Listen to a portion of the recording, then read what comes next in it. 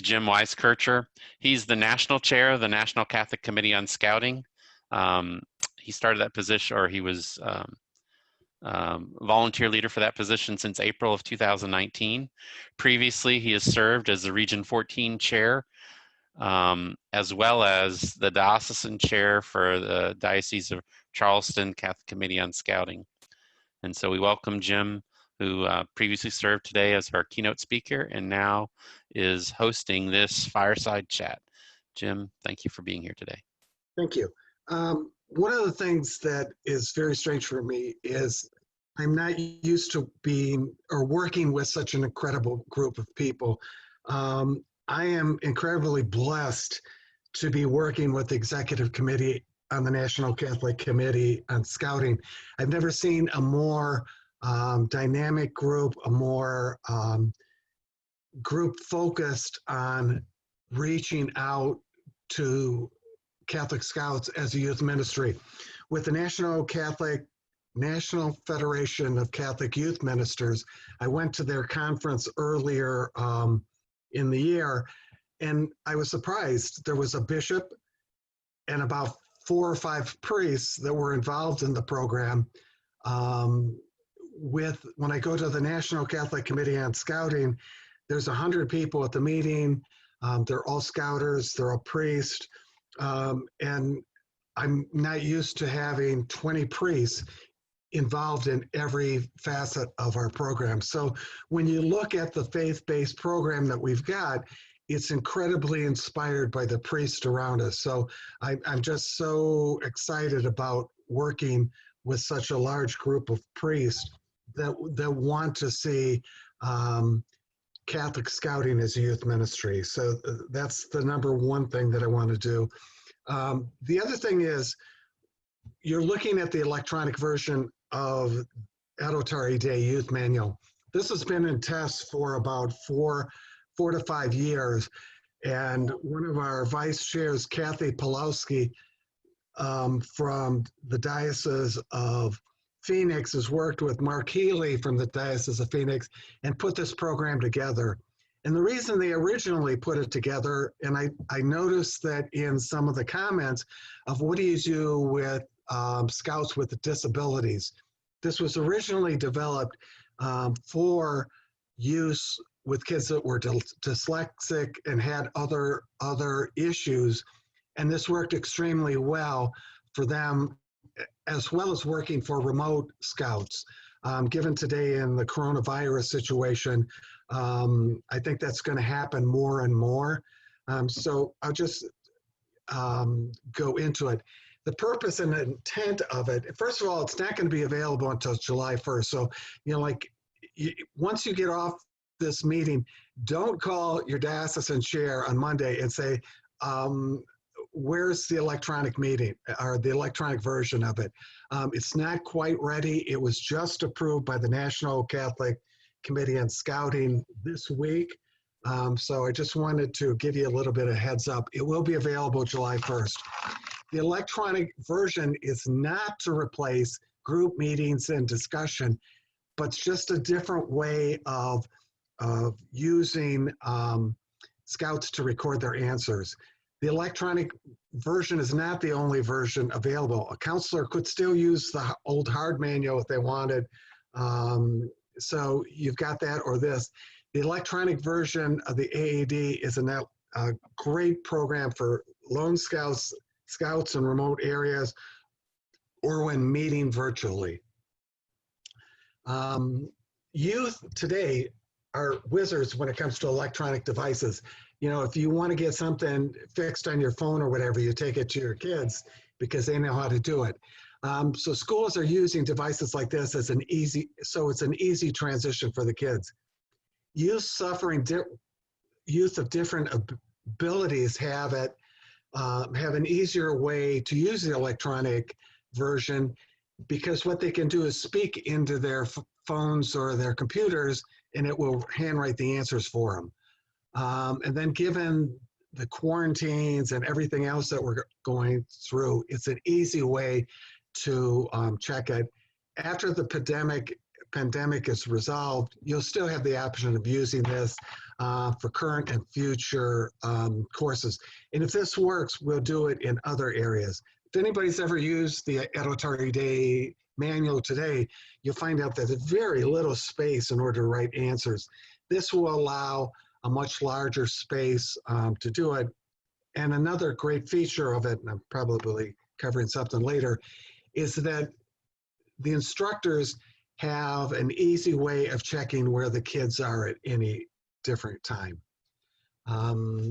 The electronic version is basically a copy. There are a couple of differences between the hard copy and this copy. First, the introduction was rewritten to refer to it as an interactive workbook and not a printed copy. All the applications can be downloaded from the manual, signatures still done the same way, and there's an answer space for requirements that can be extended to accommodate larger answers, and resources in the appendix can be downloaded and printed. One of the things that, a question that came up when we were looking at it as a board is, how do you take it to the Board of Review?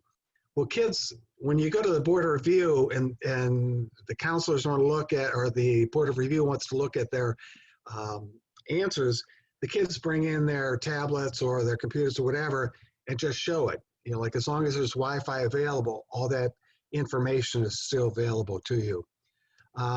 It's web-based. You just need a Wi-Fi or hotspot. Each participant has their own access code for individual use, so that they're not looking at other kids' answers. It can use an app or Windows software. You can use a PC, tablet, notebook, smartphone, an iPad to do it. And this is what comes out to be very good for the kids, is the voice-to-text feature can be utilized. If anybody's ever looked at answers in the manual, sometimes it's next to impossible to read. This just makes it much easier for it. It's accessible 24/7 by the scout and the counselor. And there's embedded links that access the Bible verses and videos of several sacraments. And the status of questions and answers are color-coded. When you're looking at it, one of the things is it's awfully hard when you're doing Editary Day to get the kids all together to go to a Catholic wedding. And so when you look at it, there's an actual link that is in it that says observe a Catholic wedding, and it's narrated by a priest. So he goes through and points out different things that you wouldn't really be able to point out during the service. You'd have to point them out later, but it reinforces the points for a wedding. And also an ordination, which is extremely difficult to get to, is also embedded into the program. So you just click it. If you've got links, you'll see John 2 down at the bottom. All you do is click on that and it will pull up the Bible verse on it. So it makes it very interactive for the kids to work. Then certain devices when we talked about it, have the voice to text feature, so you can type it in, and it can be used anywhere that you've got an internet connection. Some of the benefits for the participants: you have the easy access, you can use the text to voice, you can submit answers to a counselor at any time. If you've been a counselor on Editary Day, there's a section in it that says, discuss this with your group. And in those areas, what you do is have the scouts just type in discussed in group, and then what happens is the counselor then can go through and accept the answer that yes, in fact, that child was in the class. The other thing that I think is good about this is that when you're doing it, you have two adults involved. One is actually leading the session. The second one can actually be working in the workbook and approving things as kids are submitting discussed in class. They can just approve it right there, so it works out really well. The New American Bible is loaded on it, so it's accessible from it. It provides direct links to the Bible verses, and then it has sacramental ceremonies for baptism, marriage, and holy orders are embedded. For the counselors, Number one, there's no need to check the kid's book during the meeting or waiting for the youth to present the book for review. You've got easy access 24/7 to it. You can create reports showing the progress of a group and requirements. You can actually give those to the parents, for the progress, just to nudge the kids along a little. You can look at the progress for each scout individually. When you're going through, when you start chapter 1, chapter 2, whatever, you can set a target start date and an end date for the completion of the requirements so the kids know where they stand. And then you can create messages for the group to see when they log in. A couple of things that are still required: BSA youth protection, diocesan safe environment, Adultary Day training for counselors. And there should be, when Adultary Day training is happening, there should be a little section incorporated also in how to use the electronic version of the AED. The slides illustrating the structure, how to generate reports, how scouts answer the questions, and how the counselor accepts the questions are all helpful to put in. But the key is a live demonstration to helping them understand how to use it. And the counselors will need to train the scouts on the same topics prior to the beginning of the course. Once the counselor has decided they want to be in the class, you have to set the class up. The counselor will need to contact the administrator and request the appropriate number of manuals, and then the administrator will set up the class. Most of these requests should go through the diocesan committee, so they have all that information as well. The administrator is at a remote location. What they're going to need from each scout is the scout's name, the scout's email address, the name of the counselor, the name of the counselor the scout is assigned to, and a unique password for each scout. And then we'll set up the codes. And more information will become available as soon as it's launched, but this will give you an idea. Inez asked the question, what about the cost? The cost of the books today are, I believe they're $5.99 in the Scout shop or online. It will be the same cost. There's no additional cost for the electronic version versus the other. The great thing is, during the testing of this, we actually had a counselor that died in the middle of it. And because this is all in the cloud, it was easy to access, and all the information for where the kids stood was able to be passed on to the new counselor. When you're looking at it, and I'm not sure whether it says student 4 or it comes through and says student Jim. But what I'll have is I'll have a student up there, and then the note that we had talked about is in the middle that can be done by the counselor of being prepared. And then when you do it, to get back where you started, you can always get back to the home page by clicking on the Adultary Day at the beginning. Also, clicking on the New American Bible gives you the Bible verses, and that's actually coming from the USCCB website that we're pulling the information off of. Also, at any one time, you can click on what chapter you're working on. It's arranged exactly as Adultary Day is, so that you're doing it. And all you've got to do is select the chapter and go from there. The message that we talked about by Kathy Pulaski is in the middle for be prepared. You can set things saying, okay, we're going to start class Tuesday at 7 o'clock, and it will give you all the information that the counselor has in this area. The progress report is to me one of the great features for a counselor, because to be able to tell where in the heck the kids are, all you do is you click down at the bottom where it says show progress reports. And what you do is you get a report that looks like this. So it takes each one of the students separately and tells you whether they've started it, not started, whether they've submitted any questions. The other thing is it's color coded. So the yellow area is for student actions. The orange is the counselor action, and the green is the complete no further action. It's once Once the counselor approves it, then it goes green and the percentages change. When we talked about beginning dates and end dates, we've got an area to be able to drop that in. So that works extremely well.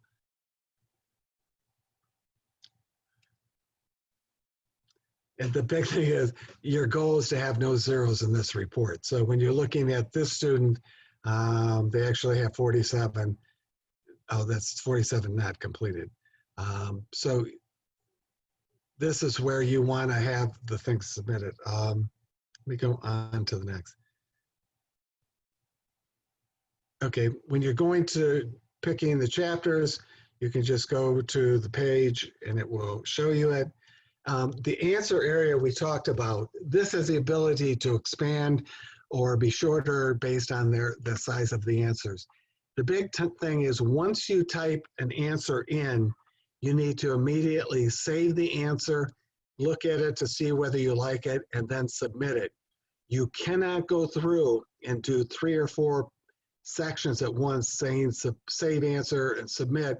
It will only save the one. So each time you go through a section, you need to make sure that you submit it, save it and submit it.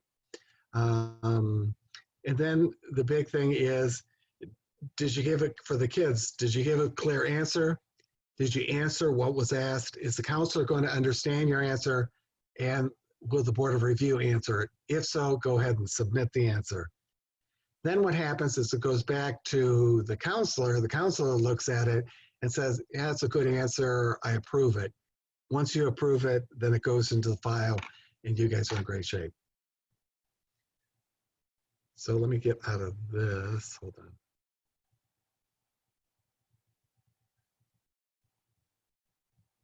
Any, I'll open it up to questions. Bill, is there anything? We have one. Should the admin also obtain the email for the scout's parent? That's a good question. That I don't know the answer. I was a part of the approval process, but that was one answer I didn't know. I think there should be something that we can do. I don't know whether we give the parent the same access code to the kid, but then we don't want the parents changing answers or filling in for the kids. It's the scout's responsibility. So they may be able to get it on the report part. We may be able to get that access, but I'm not quite sure. And I would just, to that point, when I'm conducting a class and communicating with the scouts, I always communicate with the parents as well. That's the BSA policy from a general perspective. So again, I think it'll be in line with those respecting the parent's role. And if they've been doing it for 4 years or 5 years, I'm sure that was a part of it.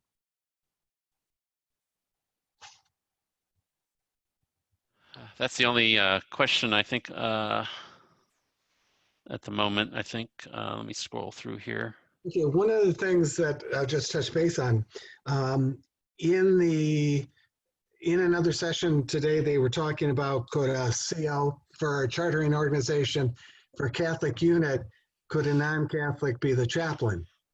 And the only people that can be chaplains in a Catholic organization is either a priest or a deacon. So there could not be a chaplain that is not Catholic in a Catholic organization or a Catholic chartered organization.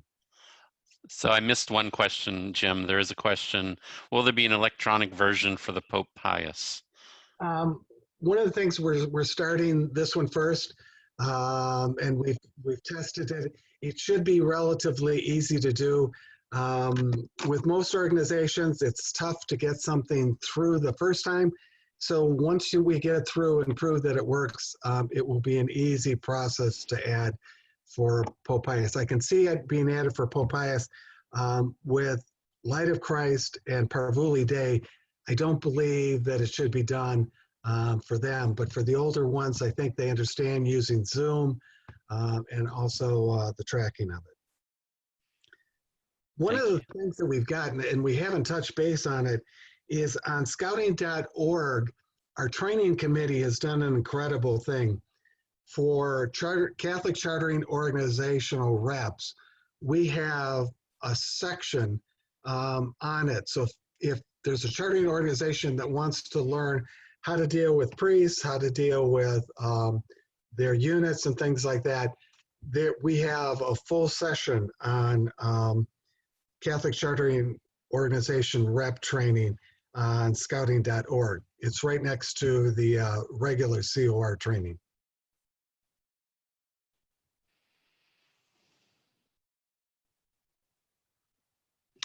Someone asked on that subject, does the COR training still use computer-generated voices?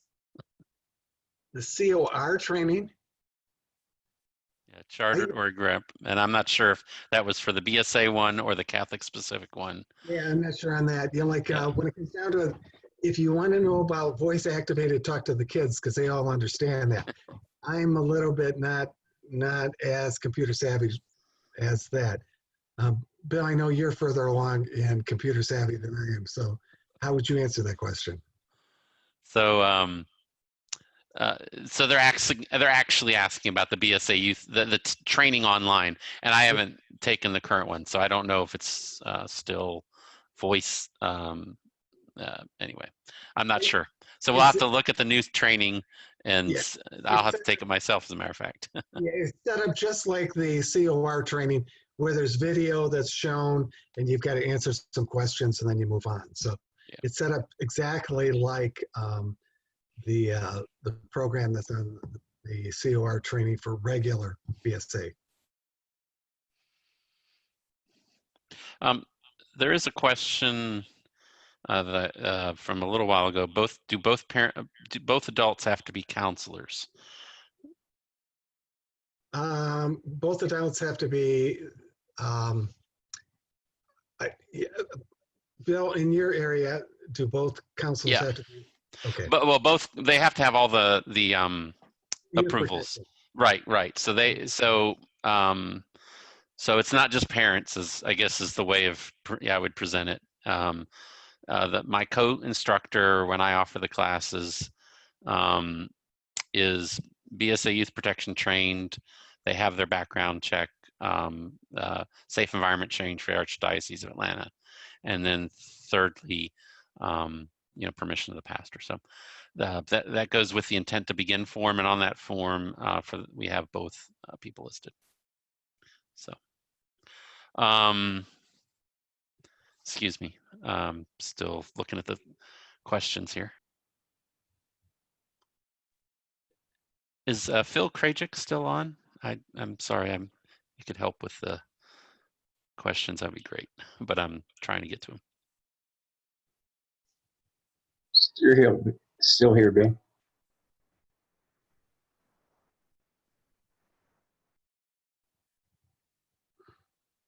Jim, I have a question. With the Adult 30-day electronic book, we in each chapter, the Scoutmaster has to sign, and at the end, the priest also has to sign. With electronic version, how do we work that out? You can actually print out the page, or you can accept an electronic signature on it. Okay. So they still have the same approvals along the way. They just they could be tracked a little bit differently. Okay. And I've got to admit, like our committee in Phoenix, Kathy Polowski and Mark Healy did an incredible job putting it together. And it was actually from Mark's standpoint that he had a son with some problems being able to work with the textbook or whatever because of dyslexia and things like that. And so he put it together, and it's an incredible program that given Corona and everything else, it was just a perfect time to roll it out. Jim, there's a question. Can more than one counselor see the electronic manual, or is it tied to one counselor? It's a good question. I believe that both counselors can sign under the same thing, but I'm not sure. That was one question I didn't ask, so I'm not 100% sure on it.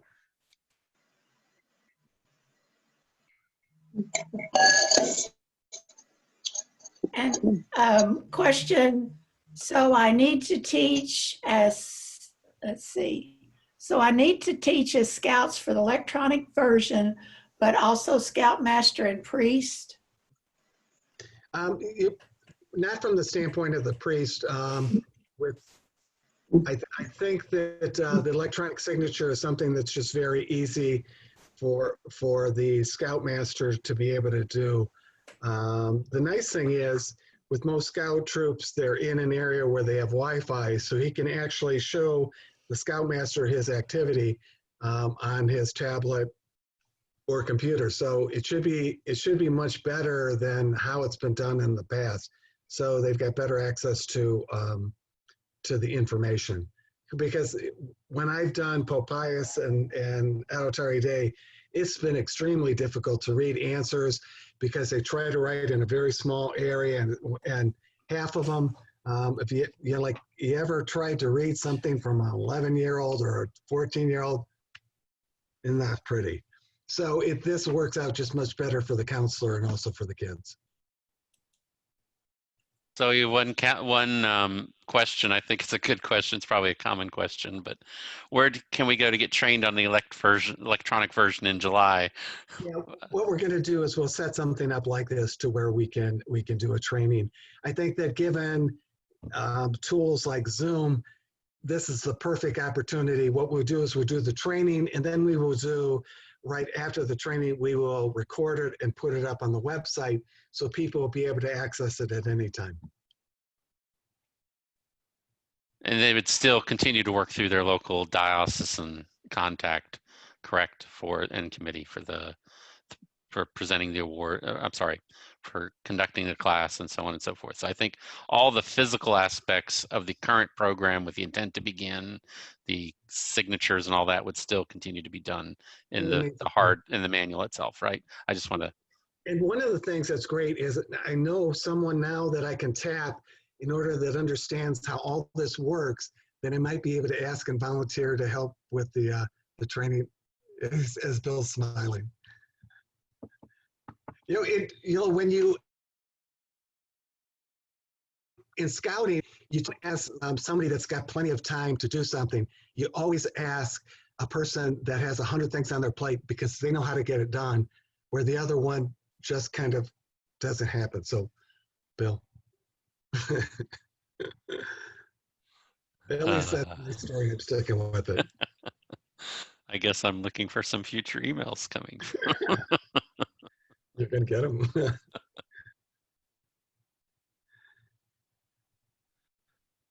Is this Fireside Chat only Boy Scouts? If you have Girl Scout questions, or Rebecca is on, if you have specific questions specific to the Catholic religious emblems for that Girl Scouts and American Heritage Girls can earn, please feel free to ask them in the chat. We may have other people on that maybe could answer those questions from their diocese or experience. And then one bit of news that I just received from my local committee is, though American Heritage Girls has been working on their own program for some time, apparently it was just formally released yesterday. So we'll look forward to providing those details to the Archdiocese of Atlanta as we become more versed on those programs. And for those in the Archdiocese of Atlanta, Beverly Tetrick will be the contact for that information as it becomes available. Our own Deacon Tom Gottschall has been involved with the development or approval of the program, so he would also be a great contact, again, here in the Archdiocese of Atlanta. But I'm looking forward to those questions that we can answer regarding the other programs. But yeah, Jim's expertise, Jim's expertise obviously is from the National Catholic Committee on Scouting's perspective. And also with activities, because the activities go across all fields. It's not just Girl Scouts, Boy Scouts, whatever. One of the things that we did is in the dice, and Susan Barable is on, and one of the things that just recently happened is there was an event on Divine Mercy Sunday, around Divine Mercy Sunday, and it was in conjunction with, in Massachusetts, there is, Susan, let me see if I can unmute you. Okay. You're muted. So I'm unmuted. you were involved in it. Yes. Okay, because I know right after the Divine Mercy Sunday, a lot of families worked on it together, and right after we got orders for 300 patches. So I know at least 300 people were involved with that program. So if you could I shared with other people. Do you want to explain it? Oh, the Divine Mercy Program. You want me to do this in my head? I've not been home since February 18th. I may get to go home the end of this month. So let me try to, just from memory, figure out what it was. So Divine Mercy Sunday is very important, and those that are of the Catholic religion know the importance of it and the importance of our honoring Mary. Divine Mercy Sunday was started a number of years ago and gives families the opportunity to together be able to celebrate this great ministry in the Divine Mercies. So there are suggestions that are given on how you can do that.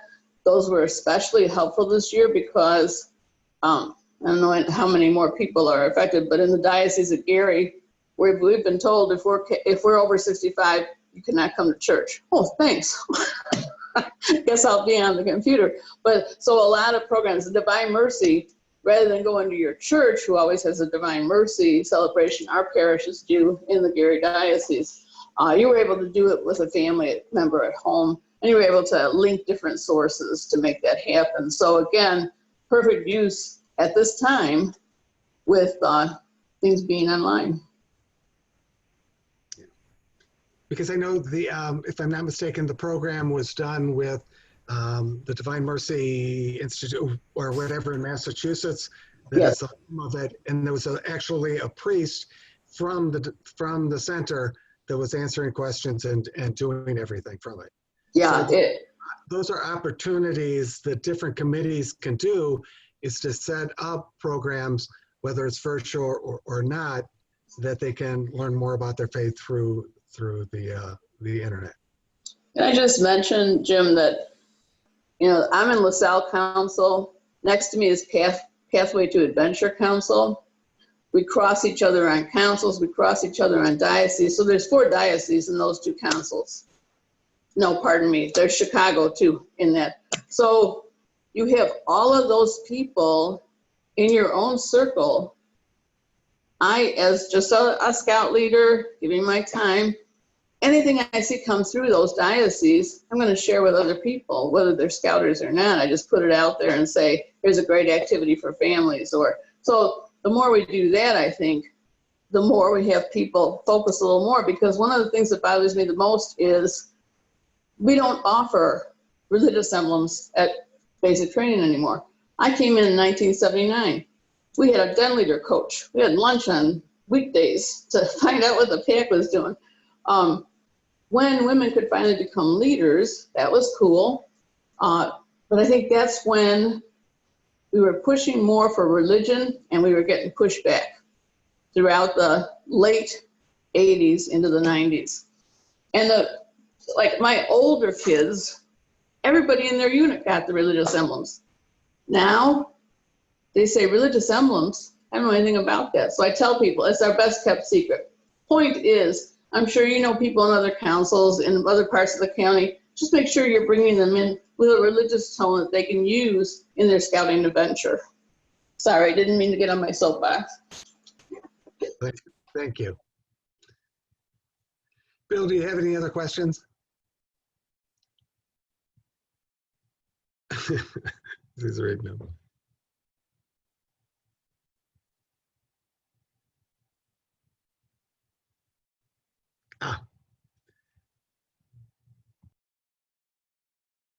Here we go. I am in Region 9 and part of the Davenport Diocesan Catholic Committee on Scouting. Can you provide me a contact for a Girl Scout American Heritage contact for that area so we can coordinate better for our Bishop's Mass and possible other events? My answer to that would be to start with the NFCYM website, looking for the NCCGSCF, National Catholic Committee of Girl Scouts and Campfire. They have a 14 region map. And then if you can't find someone in your region where your state is located, perhaps reach out to the national person to direct you in that way. Again, that's similar to, I think, how I would recommend for someone in the Boy Scout side, the BSA side, go through the NCCS website, find the locate me, and it'll give you the contacts in your local diocese. But I think that's your best route there. That being said, again, in the Archdiocese of Atlanta, as an example, we support both programs through our Archdiocese annual Mass. So we have a Girl Scout Religious Emblem Coordinator on our staff, on our committee, Jackie Welsh specifically. But again, I'm only answering that from the Archdiocese of Atlanta perspective. Jim, I don't know if you can answer this question, but in what ways are you hoping the Girl Scouts and BSA can deepen their collaboration? Oh, that's the $60 million question, or $64,000 question. Number one, I think that BSA and GSA or GSUSA right now are kind of butting heads and not doing at the diocesan committee level and the National Catholic Committee level and the National Catholic Committee on Girl Scouting. I think we can work together in order to promote religious emblems and activities. I think with the Boy Scouts and the Girl Scouts, they're very territorial about the programs. For me, I look at everything as youth ministry. I look at, we need to work together, whether it's the youth group at church, whether it's the different things. We need to figure ways to effectively reach the Girl Scouts. That's one of the reasons why I and my chair-elect are getting much more involved in the NFCYM by attending their meetings and being involved of finding ways that we can work together.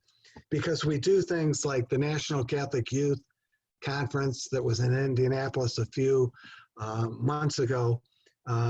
We had a display. There's 20,000 Catholic youth there.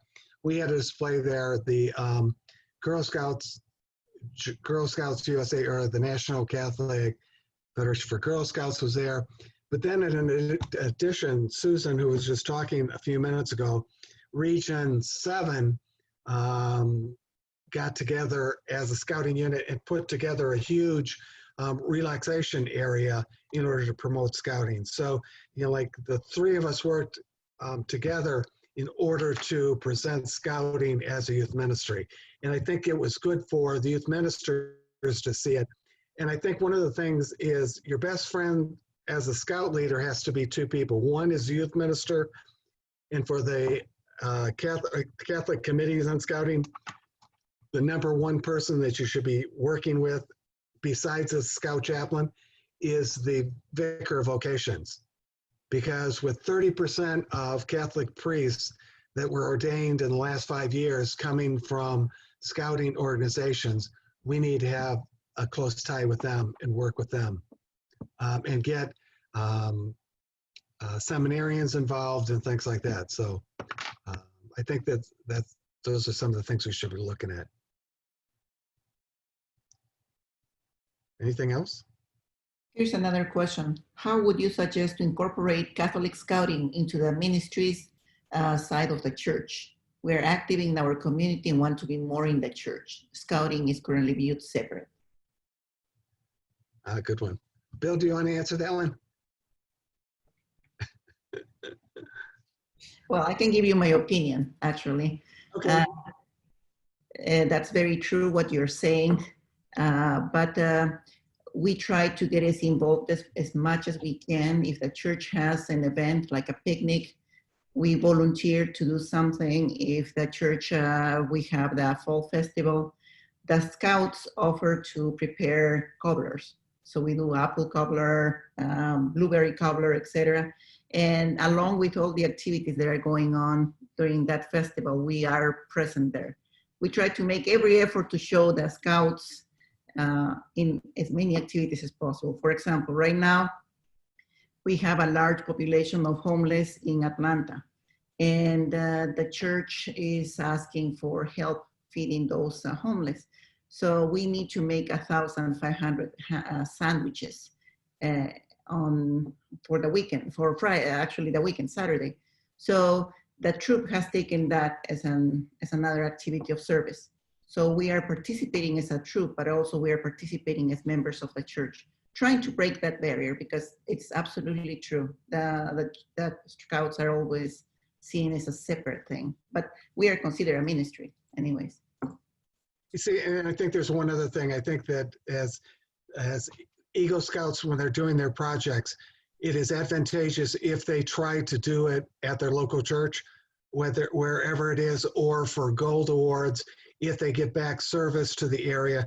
Because when they go away to college and they come back, they still see their Eagle project, and other members of the community see the Eagle project and know that the scouts were involved in it. So I think the more that the scouts are involved at the community level, whether it's working with the homeless, whether it's working with the Eagle projects, it's great to do it to the faith-based organization. If there's a St. Vincent de Paul, if they need extra shelving or something done, that's a great Eagle project. Anything else?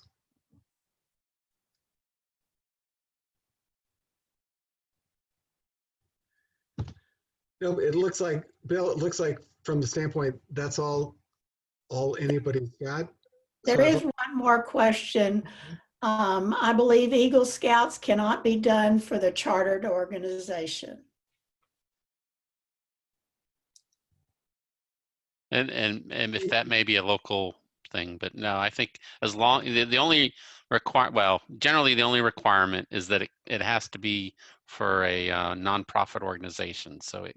Yeah, we've done it a lot for it. It cannot benefit the organization. It cannot benefit the scout troop. If it benefits the church in a thing, then it's acceptable. If it benefits a scout troop, it's not acceptable. So when it comes down to it, it's not so much the chartering organization it can't benefit. It can't benefit the troop, the unit. Yeah. Did that, Lisette, did that answer your question? Or... It was someone else's question, but okay. Yes, that is the answer. You cannot do a project to benefit Boy Scouts of America. Yeah. Our Eagles have been lots of times at our charter org, so yes, they've been approved always. Thank you. Okay. Again, I just want to say again, thank you, Jim, for being here today. Thank you for all the presenters throughout the day today. Thank you for signing up, however you found out about it, whether Facebook or direct email invitation from your local council. However you found out about it, thank you for coming today. This was a great opportunity to share this information in a much broader audience than originally designed. But we thank you again. There will be an email coming with a survey. Please, any comments you have about what you saw today or future desire for content, please send that, use that email to share that information. Again, I think I mentioned before, but I'll just repeat. At the conclusion of the day, you'll be given at some point in the future information on how to reach the Dropbox, which has the presentations. Also, look forward to those who ordered everyone's getting a patch, excuse me.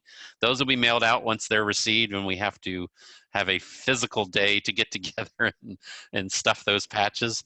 Those that have ordered t-shirts, or the shirts, again, once those arrive, we'll have a day where we assemble those and mail those out. So those are all logistics things that'll happen probably a few weeks again after this conference. But anything else I missed there, Rebecca?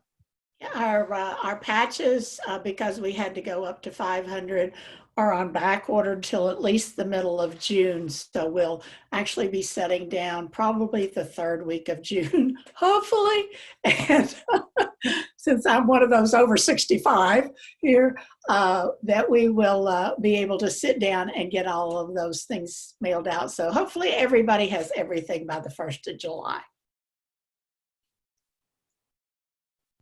Great, I appreciate that. And if there's any other feedback you'd like, again, you can send any questions specific to the Archdiocese of Atlanta, or if we need to reach out to other people, feel free to send an email to myself, chair at chair@aaccos.org. I'll be happy to get those to the right people if I can find them, but at least start with somebody. Usually you need to start with somebody. And even in my own diocese, you know, we get people that have emailed 3 or 5 different people before they find the right person to talk to. So the first conversation, you know, is usually a sense of relief that they finally found someone that will answer their questions. So thank you for your patience, but I'll be happy to assist in any way possible. Again, thanks for your time today.